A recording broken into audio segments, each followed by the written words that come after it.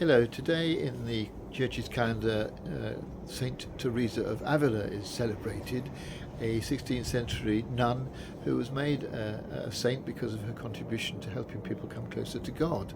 But I think she's also got things to say that's valuable for everybody, because one of her approaches actually puts the words into God's mouth, God saying to her, if you wish to find me in yourself, seek me. And so she's suggesting that there's value in looking inside ourselves, not just for its own sake. Of course, for her, it's a way of finding God. But for lots of people, it's a valuable thing to do in any case. And I like the image that it comes out of her best-known book. It's called The Interior Castle. For her, the castle contains 7 rooms, and each room is a stage nearer to God, moving from being alienated from God to being united with God. But for me, I like the image more generally. I like the idea of us looking inside ourselves and finding a room and opening the door and finding inside the memories of all the times when things have gone really well, times when we've been really joyful, when we felt fulfilled. We can thank God for that, or just enjoy it. Or maybe in another room we could find the memories of times when there have been scars left, because we've been struggling, we've been in pain, we've had a challenge that we find it difficult to rise to. And again, God can be there because of the help that we find we've received. But just generally, I think we can learn from opening that door and having a look at those experiences.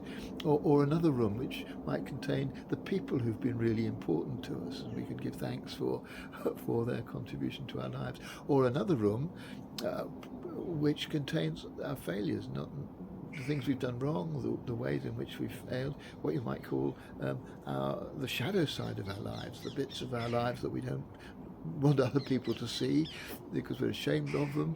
We don't really want to look at them ourselves, but sometimes we need to open that door and have a look, and we find God there too, God who's a forgiving God. And so I think today to imagine our inner lives as a huge mansion, a huge castle with all these different rooms that we can explore, gives us a way of looking inside ourselves, which I think can be valuable for its own sake, as well as in religious terms. I think too there are probably rooms that we haven't yet opened the door of, things that are new possibilities, new experiences, ways of changing our lives, that we might find if we come across a room in the interior castle, which we haven't yet explored.